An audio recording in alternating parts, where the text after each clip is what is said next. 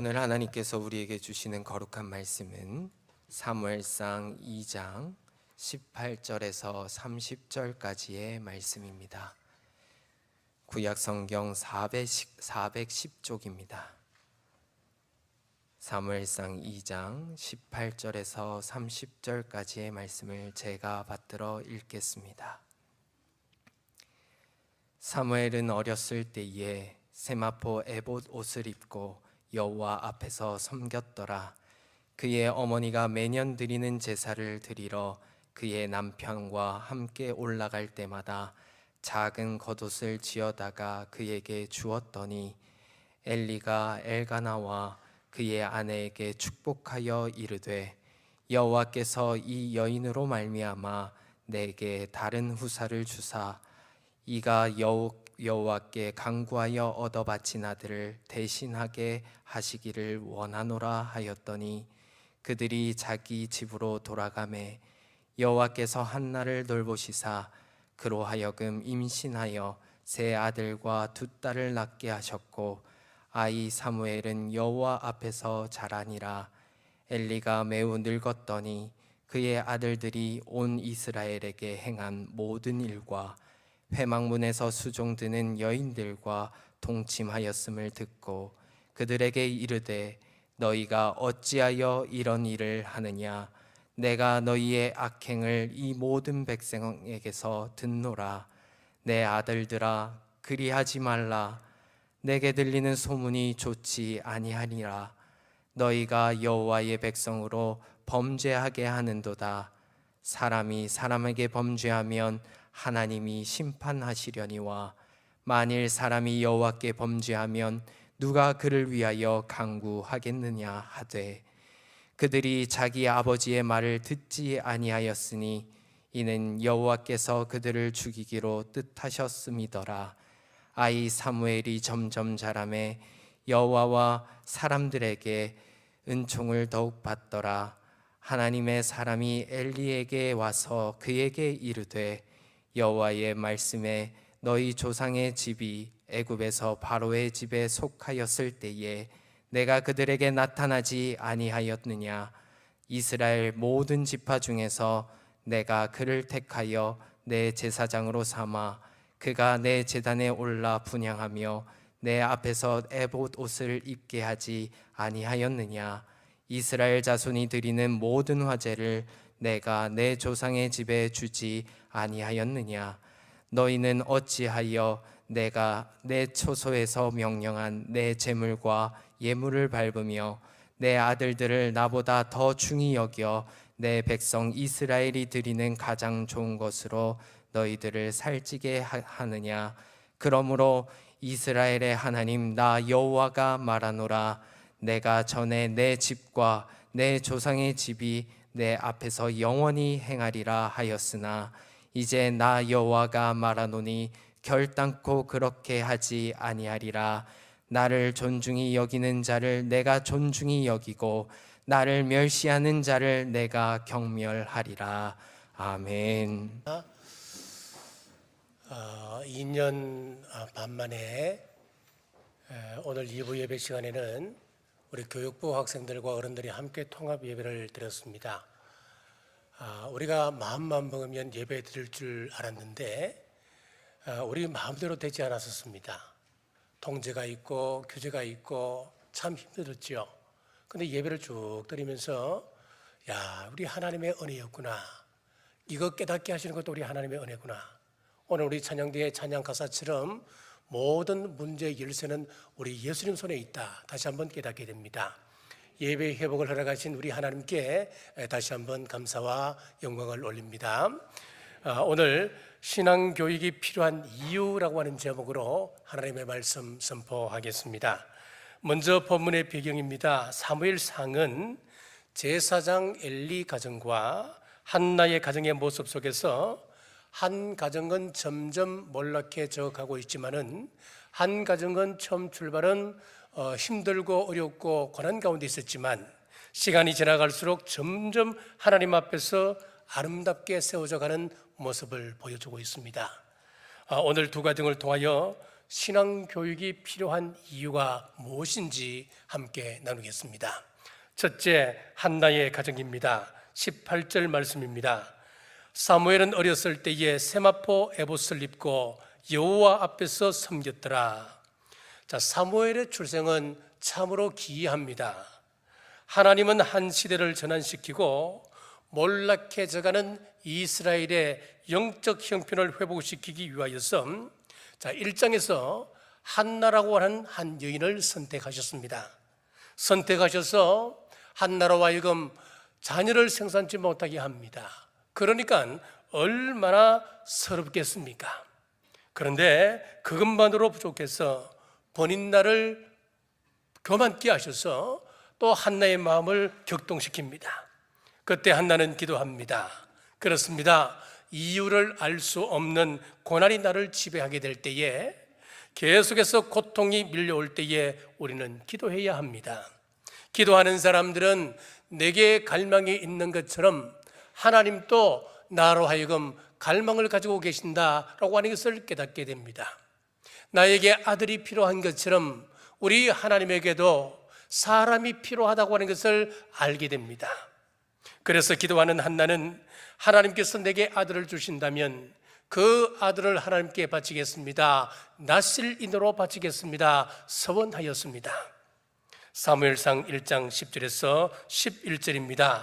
한나가 마음이 괴로워서 여호와께 기도하고 통곡하며 서원하여 이르되, 만군의 여호와여, 만일 주의 여종의 고통을 돌보시고 나를 기억하사 주의 여종을 잊지 아니하시고 주의 여종에게 아들을 주시면 내가 그의 평생에 그를 여호와께 드리고 삭도를 그의 머리에 대지 아니하겠나이다.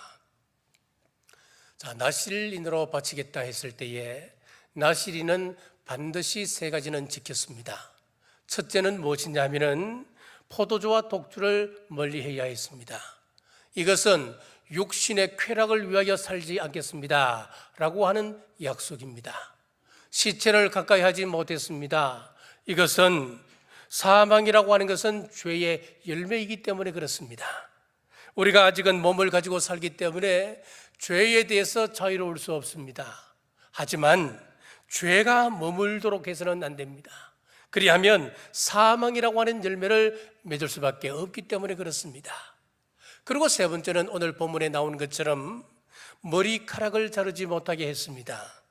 고린도전서 11장에 보면은 여자들은 머리를 기르는 것이 좋다라고 말씀하고 있고, 만약에 머리카락을 자를 경우에는 머리에 수건을 서도록 했습니다. 왜 그렇게 했을까요? 긴 머리카락은 내 머리 위에 어른이 있다라고 하는 그런 의미가 있습니다. 그러므로 나실인의 머리를 기른다고 하는 것은 하나님 제일주의로 살겠습니다. 하나님을 주로 모시고 하나님 권위에 복종하며 살겠습니다 라고 하는 약속입니다. 자, 이런 서원으로 자녀가 태어났습니다. 그때 어머니 한나는 자녀 사무엘을 하나님께 모든 것을 맡겼습니다. 사무엘상 1장 24절입니다. 젖을 뗀 후에 그를 데리고 올라갈새 숫소 3마리와 밀가루 1에바와 포도주 1가죽부대를 가지고 실로 여호와의 집에 나아갔는데 아이가 어리더라. 1장 28절입니다. 그러므로 나도 그를 여호와께 드리되 그의 평생을 여호와께 드리나이다 하고 그가 거기서 여호와께 경배하니라. 자, 아이 사무엘은 성전에서 어려서부터 에봇을 입고 살았습니다. 이것은 무슨 의미냐면은 하나님을 섬기는 일에 있어서 그 어머니 한나가 일찍부터 구별시켰다, 그런 의미입니다. 여러분, 우리 자녀들을 어떻게 키운 것이 좋습니까? 하나님의 축복, 하나님의 장자권의 특권을 누릴 수 있는 것에 대해서 관심을 가지셔야 합니다. 지식이나 돈이나 명예보다도 죄를 버리고 하나님의 약속을 붙잡고 살아가는 것이 그 자녀에게 진정 복이라고 하는 것입니다. 죄는 어떤 모양이라도 버려야 합니다. 왜냐하면 죄 안에는 진노가 있고 죄는 사망을 가져오기 때문에 그렇습니다. 여러분, 진노로부터 벗어나기를 원하십니까? 그렇다면 내 손에 죄를 버리십시오. 그리고 악을 즐기며 사는 삶을 정리하십시오. 죄가 있는 한 우리가 가진 모든 것들은 다 저주로 바뀌고 사망으로 바뀌게 됩니다. 그리고 말씀 안에 계신 그리스도 말씀을 통하여 우리에게 선포하신 약속을 붙잡아야 합니다. 그러면 우리 하나님 앞에 쓰임 받을 수 있습니다. 하나님이 능력이 없어서 한나를 들어 사용하셨겠습니까? 하나님은 아담을 창조하셨던 능력의 하나님이십니다. 우리 인간을 흙으로 빚어 만드신 분이십니다. 그런 하나님께서 꼭 한나를 통해서 사무엘을 보낼 수 있는 것입니까? 그렇지 않습니다. 충분히 다른 방법으로 보내실 수도 있으십니다만은 우리 하나님은 사람을 사용하셨습니다. 바울이 결단하고 복음안에 들어왔습니다. 그리고 성령 세례를 받게 한 것은 천사가 한 일이 아니었습니다. 다메섹에 아나니아라고 하는 사람을 통하여 세례를 베풀게 하셨습니다. 고넬료가 예수님을 믿고 세례를 받은 것은 베드로를 통해서 그 일이 이루어진 것 아니었습니까? 그렇습니다. 하나님의 일을 감당할 수 있는 하나님의 대리자, 하나님의 대행자가 지금 이 시대에도 여전히 필요합니다. 우리 교회는 축도 전에 우리 교회 표고를 따라서 이렇게 기도하며 축복합니다. 이제 세상으로 나갑니다. 하나님의 얼굴로 하나님의 대행자 되게 하시고 진리의 빛으로 세상의 희망으로 이 세상에서 든든히 세워지게 하옵소서라고 축복하며 기도하지 않습니까? 사랑하는 남모가족 여러분, 우리 하나님의 소원을 깨달아 한나처럼 자녀를 양육하시길 주님의 이름으로 축복합니다. 두 번째, 엘리 제사장의 가정입니다. 사무엘상 2장 30절입니다. 그러므로 이스라엘 하나님 나 여호와가 말하노라, 내가 전에 내 집과 내 조상의 집이 내 앞에 영원히 행하리라 하였으나 이제 나 여호와가 말하노니 결단코 그렇게 하지 아니하리라. 나를 존중히 여기는 자를 내가 존중히 여기고 나를 멸시하는 자를 내가 경멸하리라. 자, 엘리 제사장과 그의 자녀들은 하나님 저주의 대표들입니다. 엘리 제사장과 그 자녀들이 망한 이유는 하나님을 멸시했다 그랬습니다. 그 결과가 4장에 보면 이가봇으로 나타납니다. 이가봇은 하나님의 영광이 떠났다라고 하는 뜻입니다. 자, 그럼 구체적으로 어떻게 하나님을 멸시했습니까? 첫째, 예배를 멸시했습니다. 사무엘상 2장 17절 우리 함께 읽겠습니다. 이 소년들의 죄가 여호와 앞에 심히 크면 그들이 여호와의 제사를 멸시함이었더라. 엘리의 두 자녀들도 제사장들이었습니다. 예배 인도자들이었습니다. 그런데 그들이 예배를 소홀히 생각했습니다. 제물이라고 하는 것은 맨 먼저 하나님 앞에 바쳐지는 것 아니겠습니까? 자, 그런데 홈리와 비느하스, 즉 엘리의 두 자녀들은 그 제물을 솥에 삶을 때에 하나님 앞에 먼저 드리지도 아니하고 아랫 사람을 시켜서 갈고리로 걸려오는 것을 먼저 자기들에게 가져오게 했습니다. 자기들에게 주지 아니하면 뺏어서라도 그것을 가져오게 했다라고 했습니다. 자, 이것은 하나님 것을 구별하지 않는 행동이었습니다. 이것이 하나님의 진노의 원인이기도 한 것입니다. 여러분, 우리 자녀들에게 예배에 대해서 정확하게 가르치셔야 합니다. 하나님의 것 구별하는 11조 물질의 10분의 1 정확하게 구별하게 가르치셔야 합니다. 우리 교회도 보면은 우리 자녀들 가운데 부모님에게 용돈을 받고 난 이후에 11조를 떼는 우리 아이들이 있습니다. 참 기특합니다. 그 아이들 앞으로 하나님께서 어떻게 이끌어 가실까? 저는 기대를 가지고 지켜보며 기도합니다.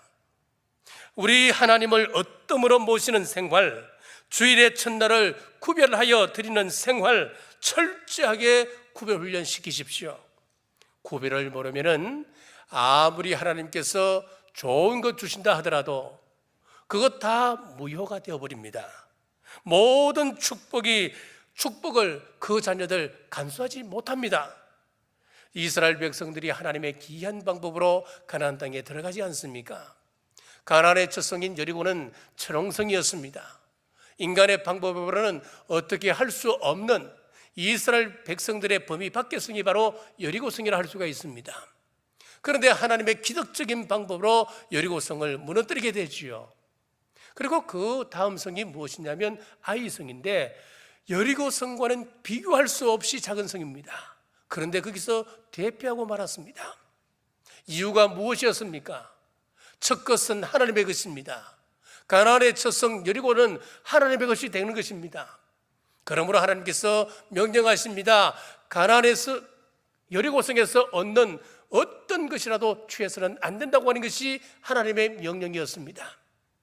그런데 아간의 범죄로 말미암아, 아간의 도둑질로 말미암아 이스라엘 백성 전체가 그 아이성에서 대표를 하게 된 것입니다. 결국 아간의 죄도 들통이 나가 아굴 골짜기에서 아간과 그에 속한 모든 가족들, 모든 살아있는 것들은 전부 다 죽임을 당합니다. 하나님께 구별해야 할 것, 내가 가지게 되면 하나님께서 그 사람을 구별시켜버린다라고 하는 것입니다. 그러므로 우리는 한 주간의 첫날을 구별하여 예배드리는 것은 결국은 우리 자신을 위한 길임을 믿으시고 우리 자녀들에게 참 예배의 자세를 꼭 가르치시기를 바랍니다. 청교도들은 하나님께 예배하는 그 자유를 위하여서 처음에는 네덜란드로 건너갔습니다. 그리고 두 번째는 미국으로 건너가게 되었습니다. 미국으로 건너가서 청교도들은 철저하게 예배 신앙을 세웠습니다. 그래서 그들은 맨 먼저 예배당을 세웠습니다. 자신의 집을 짓기 전에 교회를 세웠던 겁니다. 그리고 학교를 세우고 세 번째로 자신들의 가정을 세웠던 것입니다. 그랬더니 그 결과가 어떻습니까? 경제적인 부를 이루게 되었습니다. 뿐만 아니라 도덕적인 힘과 영적인 힘에 큰 길을 하게 되었다라고 기독교 사가들은 한결같이 말하고 있습니다. 여러분 기억하십시오. 예배의 태도가 하나님에 대한 태도입니다. 하나님을 경외한다라고 이야기하면서 예배를 소홀히 한다면 그것은 모순입니다. 우리가 지금까지는 궁여지책으로 온라인으로 예배를 드렸습니다. 하지만 이제 모임이 어느 정도 자유로워졌습니다. 규제도 좀 풀어졌습니다. 제가 성도님들을 만나서 이야기를 쭉 들어보면 목사님 온라인으로 예배를 하니까 우리 마음부터 틀립니다. 예배가 되지 않습니다. 처음에는 그래도 교회에서 하는 대로 예배를 따라 순서를 따라 예배를 드렸는데 지금은 마음이 단순해져서 이거 예배 드리는 건지 잘 모르겠다고. 그렇습니다. 이제 교회로 나오셔서 예배하십시오. 우리 하나님은 원칙적으로 장소를 구별하여서 예배 드리도록 하셨습니다. 그리고 예배를 귀하게 여기는 사람을 하나님께서 사랑하셨습니다. 우리 하나님의 사랑받는 방법이 예배임을 믿으시고 예배 신앙 철저하게 우리 자녀들에게 교육하시기를 바랍니다. 자, 두 번째, 말씀을 무시했습니다. 사무엘상 3장 1절 말씀입니다. 우리 함께 읽겠습니다. 이에 사무엘이 엘리 앞에서 여호와를 섬길 때에 여호와의 말씀이 희귀하여 이상이 흔히 보이지 않았더라. 자, 여기서 말씀이 희귀하다라고 하는 것은 다른 말로 하면 이스라엘 백성들이 하나님의 말씀을 듣지 않았다 그런 뜻이죠. 여러분, 기본을 지키지 않으니까 이스라엘 백성들이 엉뚱한 짓 하는 것 당연한 것 아니겠습니까? 말씀이 없는데 어떻게 하나님의 말씀 앞에 순종하며 살아가겠습니까? 말씀에 순종할 수 있는 그 마음이 없는데 어떻게 하나님의 뜻이 그들을 통해서 이루어지겠습니까?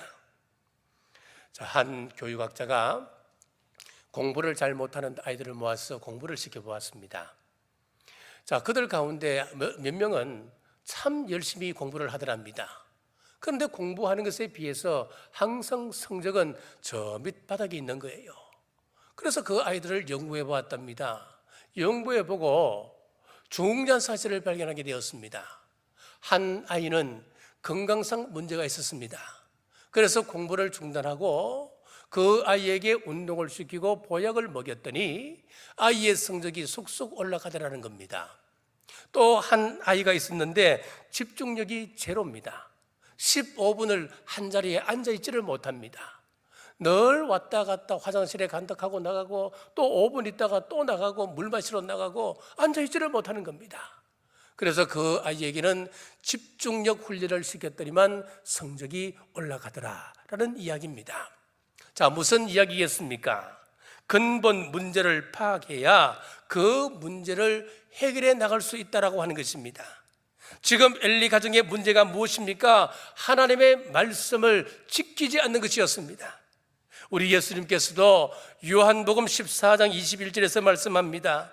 나의 계명을 사랑하는 자라야 나를 사랑하는 자니 나를 사랑하는 자는 내 아버지께 사랑을 받을 것이요 하나님의 계명을 지키는 자라야 하나님을 사랑하는 사람이라 할 수가 있고, 또 우리가 하나님의 사랑을 받는 사람들은 말씀 앞에 순종하는 그 사람이 사랑을 받을 수 있다. 그렇게 우리 예수님께서 말씀하셨습니다. 그렇습니다. 하나님의 사랑받기를 원하면 계명을 지키는 기본을 알라는 겁니다. 우리가 누리지 못하는 원인을 잘 파가지고 기본으로 돌아가서 우리 말씀을 듣고 말씀 앞에 순종하는 법을 우리 자녀들에게 꼭 가르치시길 주님의 이름으로 축복합니다. 세 번째는 세상을 사랑했습니다. 사무엘상 2장 22절입니다. 엘리가 매우 늙었더니 그의 아들들이 온 이스라엘에게 행한 모든 일과 회막문에서 수종드는 여인들과 동침하였음을 듣고, 지금 성막에서 끔찍한 일이 벌어졌습니다. 육신의 정욕을 위하여 하나님의 성소를 더럽히는 일을 이 두 자녀가 자행하고 말았습니다. 자, 그런 상황에서 아버지 엘리의 모습을 보십시오. 22절에서 25절에 보니까 아버지가 권면을 합니다. 그런데 부드럽게 이야기합니다. 좋지 못한 소문이 들리는구나, 그거 좀 자중하려무나, 그러지 말아라. 자, 그렇게 말은 합니다만은 그 다음 징계가 없었습니다. 우리 자녀들의 현 주소를 고발하는 그런 글이 있어서 소개하겠습니다. 자, 어느 교실에 박제가 된 그 꿩을 창가에 한 교실에서 두었습니다. 그래서 선생님이 그 다음날 와보니까 그 박제된 꿩 털이 몽땅 뽑혀져서 흉측하게 되어 있었습니다. 그래서 처음에는 우리 교실에 쥐가 들어와서 자, 이렇게 엉망으로 만들어 놨구나 라고 생각을 했습니다만은 후에 알고 보니까 그 꿩털을 뽑았던 장본인이 누구냐? 한 여학생이었다는 겁니다. 평소에 보기에 이 여학생은 그렇게 잔인한 행동을 할 그런 아이가 아니었다는 거예요. 그래서 너무 이상해서 그 아이에게 물었습니다. 너 왜 이런 짓을 했니? 라고 물었더니 그 여학생이 하는 이야기가 아무렇지도 않은 듯이 참 재밌잖아요, 그렇게 이야기했다는 거예요. 또 한 이야기가 있습니다. 초등학생 3명이 가게에서 초콜릿을 훔치다가 학교에 잡혀가 온 겁니다. 주인이 노발대발하며 이 세 아이를 학교에다 데려왔는데, 자, 물건을 훔친 것보다는 이 아이들의 태도가 너무 괘씸하다고 하는 겁니다. 잘못했다고 하면은 타일러서 돌려보내려고 했는데, 먹고 싶어서 그랬는데 이까지 그거 갖고 뭘 화를 내냐고, 이까지 그거 가지고 뭘 그렇게 우리를 혼내냐고 그렇게 대한다는 거예요. 이제 털을 뽑은 그 부모가 왔습니다. 그 엄마가 왔습니다. 엄마가 와서 그 이야기를 쭉 듣고는 그냥 빙그레 웃는답니다.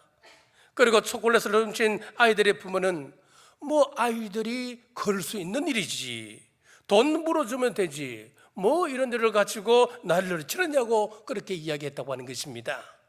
돈만 있으면 모든 문제가 다 해결되는 줄 아는 그릇된 인식이 아이들뿐만 아니라 부모들 가슴속에도 있다고 하는 것입니다. 자, 이 가정들에게서 신앙 교육은 찾아볼 수가 없습니다. 자, 인류 역사상 가장 많은 사람을 죽였던 가장 큰 살인마가 누군 줄 아십니까? 히틀러였습니다. 히틀러는 유대인만 600만 명을 학살했던 사람입니다. 600만 명, 그러니까 여러분들 뭐 피부에 잘 안 왔지요. 얼마나 많은지 한번 보십시오. 우리나라 1950년도에 6.25 사별이 일어났지 않습니까? 그때 시민과 또 군인들 죽었던 수가 얼마냐? 시민과 군인들 다 합쳐도 150만이었습니다. 그 우리가 150만 6.25 사변했을 때 수많은 사람들이 죽어서 우리가 얼마나 안타까워했었습니까? 안타까워합니까? 그런데 150만 명이 아니고 유대인만 학살하는데 600만 명을 학살했다. 끔찍하고 큰 사건인 겁니다, 여러분. 그런데 어떻게 이런 일이 자행될 수 있었을까? 그 과정을 살펴보면 이해가 됩니다. 히틀러의 아버지는 행상을 하는 사람이었습니다. 여기저기 물건을 떼서 이제 시골에 다니면서 장사를 합니다. 한 번 나가면 일주일, 2주는 보통이고 뭐 한 달, 두 달도 보통인 겁니다. 자, 이렇게 집을 비우니까 히틀러의 어머니는 외로움을 이기지 못하고 돈이 많고 타락한 유대인과 그만 불륜 관계를 벌이고 말았습니다. 그 어머니가 올바른 신앙인이었다면 이렇게 했겠습니까? 아들 히틀러는 울면서 어머니에게 찾아가서 제발 그 유대인을 만나지 말라고 이야기했습니다마는 소용없는 일이었습니다. 어린 히틀러의 마음속에 그 어머니와 놀아났던 그 유대인을 죽이고 싶은 그런 울분이 치솟는 거예요. 후에 히틀러가 권력을 잡더니 유대인들을 학살하기 시작한 겁니다. 여러분, 신앙적 가정에서 신앙적으로 교육하고 키울 수 있다라고 하는 것은 하나님의 축복입니다. 하나님을 떠나 세상의 유행을 쫓은 엘리의 자녀들의 그 결과를 우리 자녀들에게 잘 가르쳐서 하나님의 진노의 자리에 머물지 않기를 주님의 이름으로 축복합니다. 셋째, 우리 가정에 할 일입니다. 시편 127편 4절에서 5절 말씀 같이 읽겠습니다. 젊은 자의 자식은 장사의 수중에 화살 같으니 이것이 그의 화살통에 가득한 자는 복되도다. 분명 여러분들의 자녀는 하나님께서 보내주신 큰 축복입니다. 하지만 목표를 맞추지 못하는 화살이라면, 굽어 있는 화살이라면 아무리 힘있게 또 높이 멋있게 날아간다 하더라도 그것은 축복이 아니라 저주일 수 있다라고 하는 사실입니다. 교육에는 두 가지 길이 있습니다. 세상 교육과 성경 교육이 있습니다. 세상 교육은 자연주의 사상의 기본을 두고 있습니다. 루소와 페스탈로치, 존 듀이가 대표적인 학자들입니다. 자, 이 사람들은 우리 인간은 그 근본이 선하다, 성선설의 기본을 두고 있습니다. 우리 아이들이 다 그 마음 본성이 선한데 가만히 두기만 하면 다 된다는 거예요. 그래서 그 아이들에게 체벌도 하면 안 되고 그 아이를 억울하게 해서도 안 되고 그냥 가만히 두라는 것이 이 세상 교육입니다. 자율과 자주 민주주의식 교육을 시작하게 된 것입니다. 그 결과 서울시 학생인권조례가 나오게 된 것입니다. 서울시 학생인권조례가 뭔 줄 아십니까? 자, 이것이 전국적으로 지금 확산이 되어서 제가 지난주에 이 관계자를 만났습니다. 관계자를 만나보니까 우리 경북에도 경상북도 학생인권조례가 나왔다는 거예요. 나와서 이게 이제 도의회에 나와서 이것이 막 심의 가운데 있다가 정권이 바뀌면서 지금 잠깐 덮여 있다는 거예요. 여러분, 이 조례가 굉장히 위험한 겁니다. 학교에서는 체벌을 금지합니다. 선생님이 학생들 조금이라도 체벌을 하면은 그 선생님이 이제는 힘들게 되는 거예요. 법적으로 안 되는 겁니다. 학생들이 학교에서 임신에 자유하고 이것이 조항에 들어가 있습니다. 어떻게 이런 일이 가능합니까? 이게 세상 교육입니다. 이것이 자율과 자주와 민주주의식 교육을 앞세워서 그들이 주장했던 결과가 바로 이것입니다. 그런데 성경 교육은 정반대입니다. 아이들이 잘못하면 체벌하라, 이것이 성경 교육입니다. 잠언 23장 13절에서 16절에 아이를 훈계하지 아니하려고 하지 말라. 채찍으로 그를 때릴지라도 죽지 아니하리라. 내가 그를 채찍으로 때리면 그의 영혼을 소굴에서 구원하리라. 내 아들아, 만일 내 마음이 지혜로우면 나 곧 내 마음이 즐겁겠고, 만일 내 입술이 정직을 말하면 내 속이 유쾌하리라. 채찍으로 때리면 그 영혼이 지옥에서 구원받는다. 이게 성경 교육이에요. 기독교인은 아니지만은 이런 감동 있는 글이 있어서 소개를 하겠습니다. 일본 사람입니다. 이와사 노키 유리라고 하는 사람이 아버지 트레이닝이라고 하는 책을 썼습니다. 그 책에 보면 이런 내용이 나옵니다. 1월 차가운 눈발이 날리는 밤이었습니다. 초등학교 4학년 한 소년이 불단에 동전이 놓여 있는데 그 가운데 몇 개를 훔쳐서 군것질한 사실을 아버지가 알게 되었습니다. 아버지가 알고 그날 밤에 이 아이를 불러서 호되게 잘못을 지적하고는 팬티 한 장만 남기고 옷을 몽땅 벗기는 것이었습니다. 그리고 아버지는 네가 한 짓은 나에게도 잘못이 있는 것이니까 나도 똑같이 하겠다. 아버지도 옷을 다 벗었습니다. 그리고 부자는 바깥으로 나갔습니다. 그리고 연못에 얼음을 깨서 물을 푼 다음에 먼저 아버지가 5번 물을 뒤집었습니다.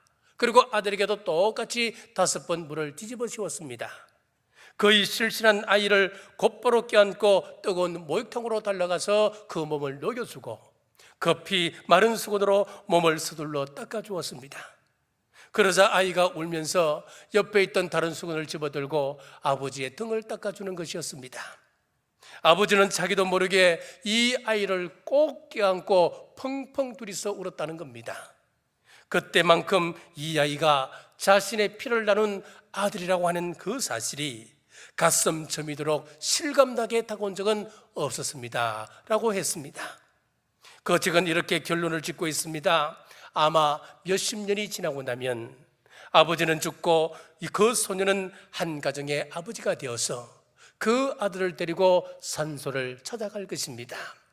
그리고 그는 자신의 잘못에 대해 사랑으로 꾸짖으셨던 자신의 아버지 이야기를 자신의 아들에게 할 것입니다. 이 산소에 계신 할아버지는 아버지가 어린 시절에 불단에 돈을 훔쳤을 때에 그 불로 차가운 물을 5번이나 끼얹으셨던 할아버지란다. 그런데 말이야, 그 무척 추운 그날 밤 할아버지 자신에게도 물을 끼얹으셨어. 그 뒤 아버지는 절대로 나쁜 짓을 하지 않았단다. 여러분들은 어떻습니까? 자식들이 잘못을 저질렀는데도 기가 죽을까 봐, 아이가 싫어할까 봐 아무런 책망도 하지 아니하고 엘리와 같이 그렇게 넘어가는 부모는 아니신지요? 교회 가기 싫어한다고 교회 가자는 말조차 아끼고 있는지는 모르겠습니다. 인생의 승리는 자신의 능력이나 재주에 달려있지 않습니다. 인간 스스로는 설 수가 없습니다. 하나님께서 함께 해주시지 않는다면 우리는 온전한 인격체로 이 험난한 인생을 살아갈 수가 없습니다. 그러나 성경은 말씀합니다. 시편 34편 9절 말씀, 너희 성도들아 여호와를 경외하라. 그를 경외하는 자에게는 부족함이 없도다. 하나님을 경외하고 살아간다면 하나님께서 부족함 없도록 채워주신다 말씀하고 있습니다. 시편 33편 6절입니다. 여호와를 경외함이 내 법이니라. 여호와를 경외하는 것이 최고라는 것입니다. 성도 여러분, 엘리와 그의 자녀들이 약속 관계가 무너졌을 때 점점 쇠퇴해졌던 것을 우리는 기억합니다. 하지만 철저한 신앙교육을 시켰던 한나는 위대한 사무엘 선지자를 키워내어 하나님의 마음을 시원케 해드렸습니다. 우리 자녀를 신앙 위에서 말씀으로 잘 양육하여 하나님의 얼굴로 하나님의 대행자로 세우는데 부족함 없기를 주님의 이름으로 축복합니다. 기도하겠습니다. 아버지 하나님 감사합니다. 오늘 통감 예배를 드리며 신앙교육의 필요성을 나누었습니다.